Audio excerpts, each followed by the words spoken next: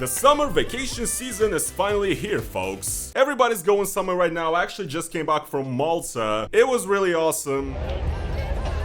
Nothing beats a Jet2 holiday. I actually flew with Ryanair for the first time in my life and it was a pretty okay experience. No big issues or any delays, thank God, but you know who is having a lot of issues and delays right now? Russians. So this is Sheremetyevo SVO, one of Moscow's biggest airports just a few weeks ago. This right here is also super recent, once again from Moscow Sheremetyevo Airport. As you can see, total collapse. The airport is just overcrowded with people because nobody can get anywhere. All the flights are cancelled. The airport is essentially just completely not working. Yes, guys, to put it short, vacation season in Russia is absolutely cursed. And so is any aviation. And this, by the way, guys, is the quality of life and the stability of Putin's Russia. This is exactly what the great leader Vlad has been working towards for the last 25 years. These are the results.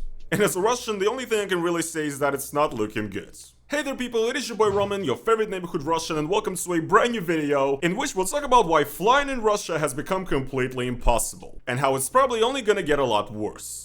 Now the thing is that since the start of the war in Ukraine in 2022, and after sanctions on Russia have been introduced, a lot of Russians are having a lot more trouble with flying. There are no longer any direct flights from Russia to Europe, so for example, if you want to go from Russia to any European place right now, you have to fly through Turkey, through Istanbul, and due to the sanctions on the aviation industry in Russia, there are a lot more issues with maintenance and repair of airplanes, which in general has lowered the safety standards for flights in Russia quite a lot. And now, in addition to all of this, on the 1245th day of the 3-day special military operation, we have the biggest airports in Russia constantly being shut down because of Ukrainian drone attacks. Good job, Vladimir! Тысячи пассажиров вновь застряли в аэропортах России. Из-за атаки беспилотников в одной только Москве 134 рейса были вынуждены уйти на запасные аэродромы за последние 2 дня. По всей стране задержаны и отменены десятки рейсов. Да. В данный момент пока никто не летит. Но вы понимаете, я же тоже не гадаю на копейных вещей. В Шереметьево пассажиры ждут вылетов по 10-12 часов. Положенный по закону отель предоставили далеко не всем. Многие спят прямо на полу.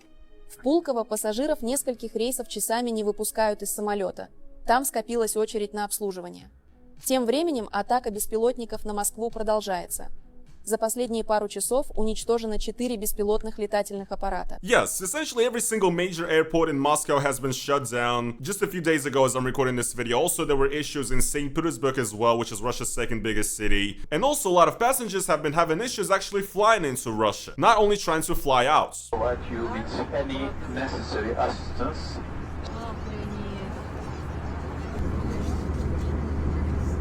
Оставался час полету.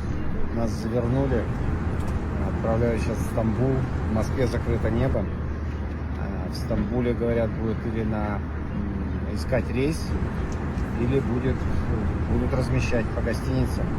Все в шоке, весь самолет в шоке, включая стюардесс, и это было преступление.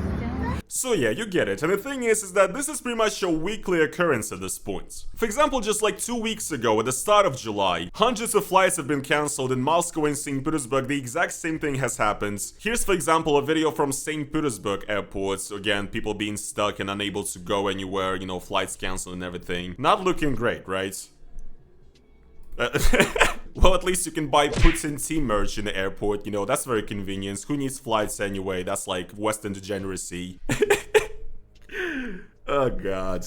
Recently in late May, the exact same thing happened as well. Major airports were shut down because of drones once again. Around the Victory Day in Russia, on the 9th of May recently as well, there was a massive attack, and a ton of flights were also cancelled and people could not land in Moscow and so on. So this is just a factor of life in Russia now. It is absolutely over.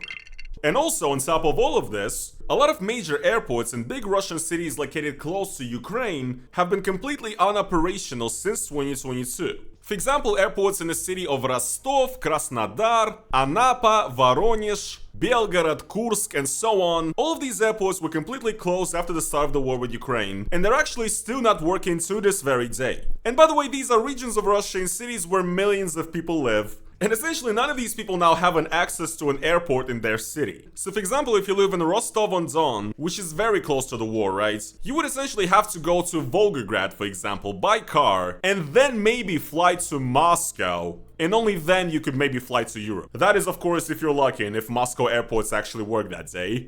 So yes, obviously it's all very great, very convenient and normal for the Russian people, and it is all thanks to the great geopolitical genius Vladimir Putin and his great actions. So yeah, long story short, flights in Russia are completely cooked. Basically every single week now we get all these videos of people being stuck in airports being shut down, flights being cancelled by the hundreds, and yet amongst all of this, you Russians, so those that support the war, support Vladimir Putin, who are super patriotic right now, a lot of them will still cope and tell you that Russia is actually completely unaffected by the war, that Russia is doing better than ever, and that the average Russian citizen is completely unimpacted by any of this. And the problem is that a lot of Westerners believe it. But why do people fall for such propaganda? Well, a lot of the time it comes down to the way news and facts are presented. A lot of media these days, not just Russian media, has an agenda, and they can use politically charged language in order to influence how you think. Which is exactly where ground news comes in. Ground news collects the news from all over the world in one place so that you can compare headlines and coverage, allowing you to see the ownership, the political bias, and the factuality of every single news source. Here I am, for example, in an article about a concert of a Russian conductor Gergiev being cancelled out of protest in Italy. Valery Gergiev is a famous Russian conductor who is also heavily affiliated with the Russian government and actually some Russian corruption schemes. And recently he was supposed to have a concert in Italy which got cancelled, essentially due to the efforts of Alexei Navalny's foundation and his widow. And as you can see right here, ground news shows me that there's a total of 132 sources that cover this topic, and I can actually go down and individually check out every single one and see the difference in the reporting. And while a lot of media like BBC, for example, actually mentions that Gergiev is a Putin ally, and a lot of media actually does describe him as a pro-Putin conductor in the headlines, here a right-wing publication in Italy said that Gergiev is not Dostoevsky, but democratic censorship always smells bad. Some media simply describes him as a controversial Russian conductor. Not all media likes to make it obvious that he's connected to Putin, which obviously can change the narrative quite a lot. So yeah, it's a great way to see how different media is reporting on the exact same thing. And another feature of ground that I really like is the blind spot, which actually shows you different news stories that are either underreported from the right or from the left. I've been using ground news for a while. I believe that it's a great tool that allows you to kind of see past your own echo chamber, to increase your media literacy and see past the news that you're consuming. And even the Nobel Peace Center has recently described ground news as a great way to stay informed, avoid echo chambers, and expand your worldview. And if you guys would like to try out ground news for yourself, then go over to the link down in the description to ground.news/NFKRZ, subscribe through my link and get 40% off of the Vantage plan, which is exactly the subscription that I use. Huge thanks to Ground News for sponsoring this video, and let's get right back into it.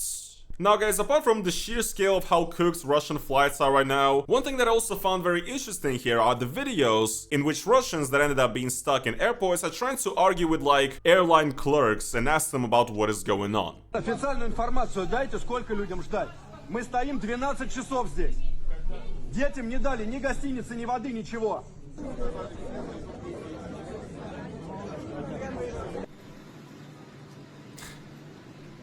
Никакой информации, мы не можем обменять билеты. У меня пропали билеты Стамбул-Венеция, 3 билета.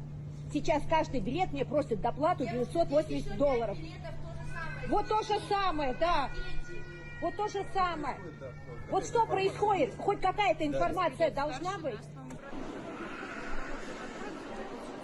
Вот что творится здесь.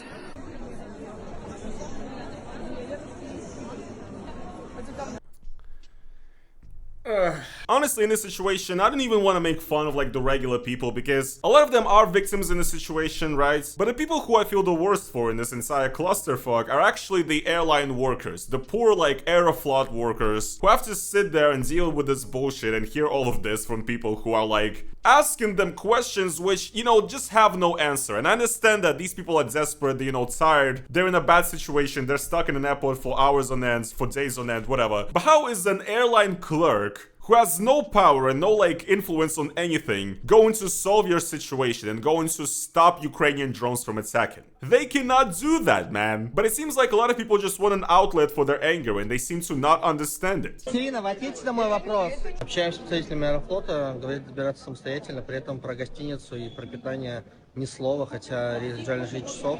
Нас последний раз пока имели пирожком с капустой и ничего толком нормального не говорят. Она сейчас убегает и уходит от ответа. Сильно, куда вы убегаете? Сильно, ты просто питание. один поезд сейчас. Даже как вам можно обратиться? Никак. Как? Сотрудник Аэрофлота. Сотрудник Аэрофлота. Смотрите, вы как сотрудник Аэрофлота. Мы должны прилететь в Петербург в 16:20. Сейчас почти 22 часа. Что с питанием? Мы возмещаем вам полностью перевозку. То есть вы едете на один контракт. Во-первых, транспорта нет билетов. Ага, то есть вы питание. Вы обязаны, ваша компания, любая компания. Если мы вас пересаживаем на следующий рейс, мы обязаны вам предоставить по федеральным авиационным правилам питание, напитки. Рейс уже задержали. Но так как небо закрыто, сейчас мы ничто не можем вам предоставить. В общем, если они убегают и не отвечают на вопросы. So yeah, you get it, right? Such a complete clusterfuck, man. These workers who also don't understand what's going on are being like, there's like 30 people talking to them and screaming at them at every single second. And I guess that lady actually gave a response there at the end. Usually if a flight is cancelled or delayed and that is the fault of the company, the fault of the carrier, then the company actually owes people shelter, food and so on, right? But she said, because the entirety of airspace above Moscow is closed, and because there are no flights coming in and coming out, and nobody can be transferred to a new flight, technically the company doesn't even owe the passengers anything, because it's not even their fault. It's the fault of the Russian government. I mean, it's just incredible, isn't it? I also found this video here.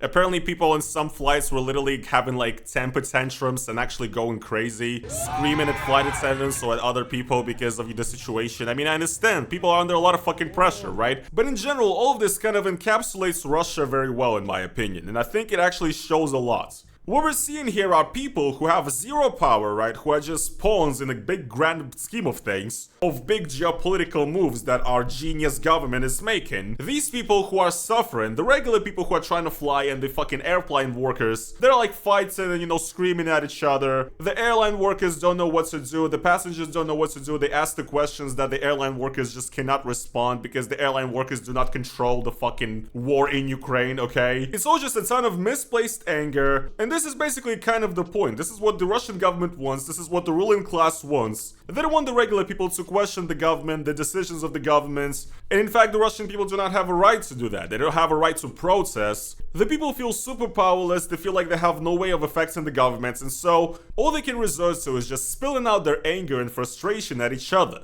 And look, I'm not trying to do the classic dumb take of like, oh, what are you complaining about? Go complain to your president. You know, because people cannot really go and complain to the president. That is not an option. However, there is a bit of a point there, right? That it is dumb to ask a flight attendant or an airline worker why this is happening and when my plane is coming, because they also don't know what the fuck is going on in this godforsaken country. And all of this actually reminds me quite a lot of a situation that I was in a couple of years ago. I made this video right here essentially when I was trying to fly from my hometown of Chelyabinsk to St. Petersburg, to which I moved at the time, but there was like severe snow and the weather was really bad, no visibility, so I essentially spent the whole night at the airport. The plane continued to get delayed and then it got cancelled, and a lot of people were pretty pissed off, and I recorded it.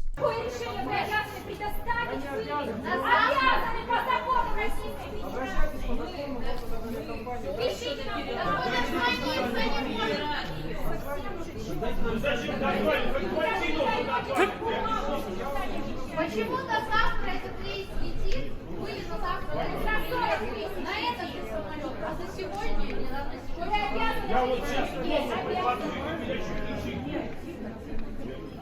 людей вы обязаны вывести в любом случае, сегодня или завтра, по отмене рейса. So yeah, you know what I'm talking about, right? This is the exact same shit, basically. It's also annoying to see that, like, you know, the workers of the airline, you know, the people at the registration desk, well, technically, they're not even responsible for this in any way, right?